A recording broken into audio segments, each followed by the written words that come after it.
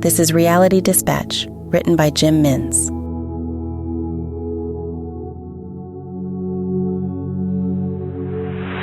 Timmy never usually got excited on Sundays, especially in the evenings. His mother and father always insisted he be in bed by 7. Often, he would sneak out and tiptoe down the hall in his pajamas, careful not to set off the creaks that he knew lined the floorboards, to overhear what his parents were listening to on the radio. He would do this nightly until he was scowled and whipped by his father.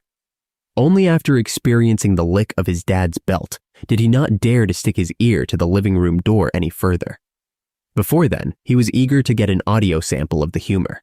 He would bend his fingers backward and bite his tongue to stop any evidence of his presence in the hall, anything to stop himself from breaking down in hysterics. On this particular Sunday, it was Halloween. Timmy was prohibited from visiting the neighbors for the annual barbecue that the Johnstones held, where the other kids like Mike Robinson and Bill O'Malley would get their share of boiled candy. Timmy missed out not due to bad behavior, rather he had a fever the Friday before. His mother, ever worried about such ailments, thanks to the untimely death of his younger brother at the age of 8 months, 2 years prior, overcompensated his health and safety now that he was her only child. Timmy was free to expect a day without school on Monday, and it was agreed, due to the loss of the annual neighborhood get-together, that Timmy could be rewarded for his sacrifice by staying up past his bedtime to partake in the nightly episode of Chase and Sanborn. He was beyond excited. After dinner, roast chicken, gravy, veggies, including baked potatoes, he was rewarded with a bowl of hot water and sugar. This was to compensate for the lack of access to the boiled candy. He was well fed and sugared up, and it wasn't even 7 o'clock yet. His father insisted that he take a bath before listening to the shows. Timmy pleaded with him to turn the wireless up nice and loud as the speakers could crank, so that he wouldn't miss out while splashing away. His father refused, and this caused a great deal of distress in the house, which his mother had to calm down. Such dysfunction was a regular occurrence, and it was always his mother who had the soothing touch that was able to calm the testosterone that boiled to the surface. Timmy ran out of the bath without a towel and sat under the speaker, shivering as he drew in each transmission.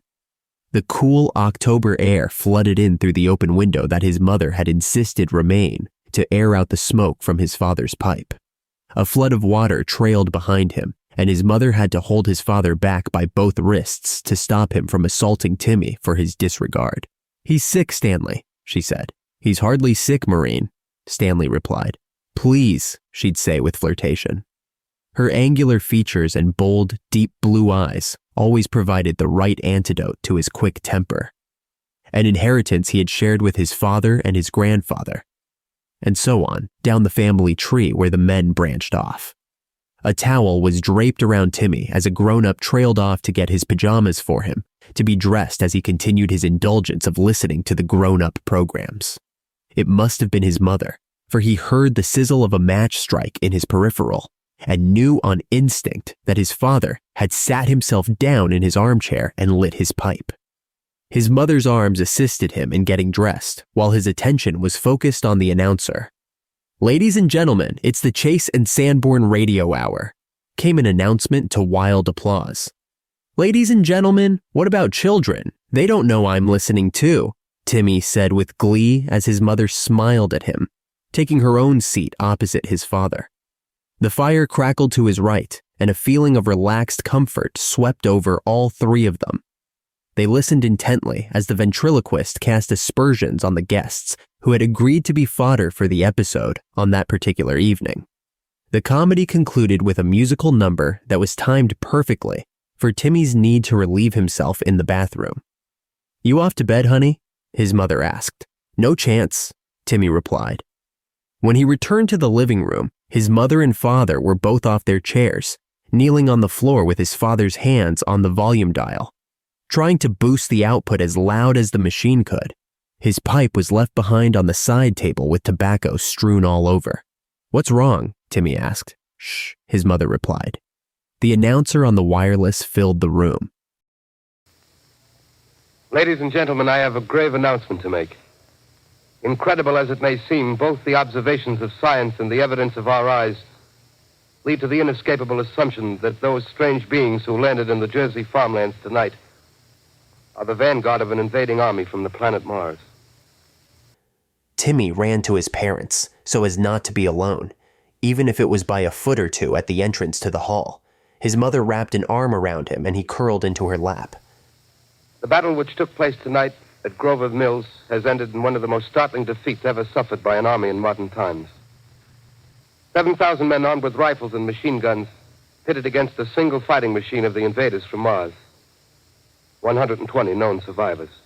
Mars! Timmy yelled. Shh, his father yelled this time. The rest strewn over the battle area from Grover's Mill to Plainsboro, crushed and trampled to death under the metal feet of the monster, or burned to cinders by its heat ray.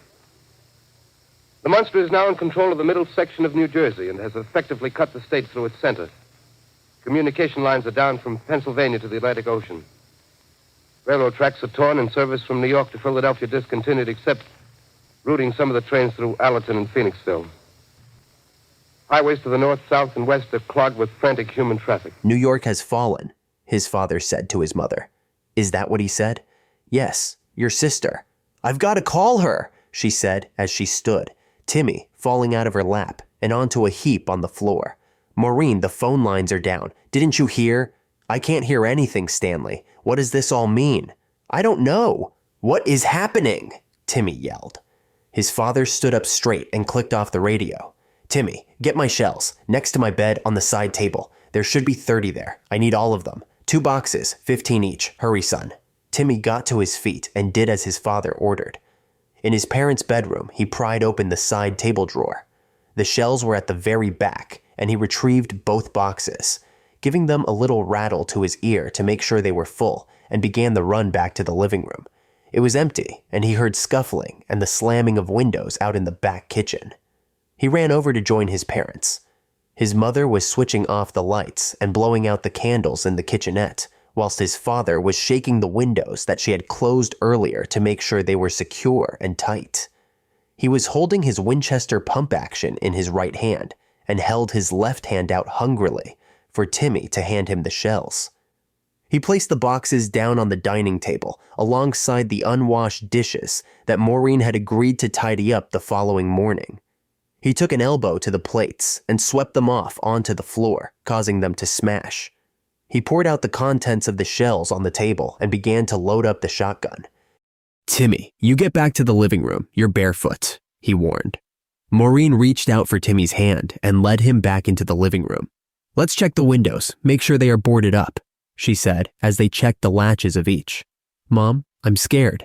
Me too, honey, she said, stopping her task to embrace him, rubbing his head and kissing his cheek as his head pressed close to hers. What is happening? He asked. His father entered the room, loading the last shell into the weapon, and knelt beside them. Tim, listen to me, son. The news said aliens from Mars have invaded. We no longer have an army in place to protect us. What? Timmy yelled. Calm down, son. Just listen to me. I know war. I've been in it. I've seen it. I know how to deal with it.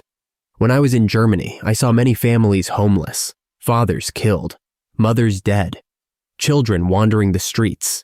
That is not going to happen to us. Timmy had never heard his father talk about the war before. He felt as if he had finally gotten an insight into the world he knew his father had experienced but kept from him. A secret he harbored that would open the gates of intrigue that he never shared. Timmy resented his father's privacy, but was not open to hearing about it now under such stressful circumstances. They all made the same mistake. You know what that was? His father asked. Timmy shook his head. They left the house to go looking for help. We won't be making that mistake, he said. He clocked the weapon, readying it. There is no help. His father stood up and began drawing the curtains closed. His mother assisted and pulled the drawstrings opposite. The room was almost completely dark, save for the streetlights emanating through the cracks in the fabric. They moved the furniture, including their armchairs, against the window, and the 3 of them sat by the fire. Stanley took the poker and attempted to kill off the remaining ember. 30 minutes had passed as they sat in silent darkness. How long do we wait? As long as it takes, his father replied, Should we listen to the radio again? Maybe there is an update, honey. No, it'll draw attention, Stanley insisted. An hour had passed and the room grew cold. Tim could see his breath pour out of his mouth. The room glistened in the moonlight. Do we have to stay here all night? Timmy whispered. Shh, his mother said, patting his head. They looked over to Stanley, who was snoring softly. The sun broke through the window slit and lit the room almost entirely. Timmy was startled by the sounds of the birds and the neighborhood paperboy, Joshua Mankiewicz. He ran over to the window to snatch a glimpse of his school friend, passing by on his bike when he was tackled by his father. No, he yelled, it's a trap. His father crawled back to his shotgun, resting by the wall adjacent to the fireplace, and gripped it tightly. They've taken human form. That's what the news said last night. Do not go to the window, he warned. A set of footsteps trailed up the garden path. They grew closer. Timmy recognized them as the milkman's. It was his morning drop-off. Stanley ran out of the living room towards the front door and pointed his weapon. It's just Gerard, the milkman, said Maureen, who had run up beside him. No, it's not, said Stanley, clocking his weapon once more and firing a warning shot at the door, blowing off a hinge and leaving a bowling ball-sized hole that allowed for the sunlight of the early morning to pour in. A trail of white milk seeped under the door and began to pool on the carpet.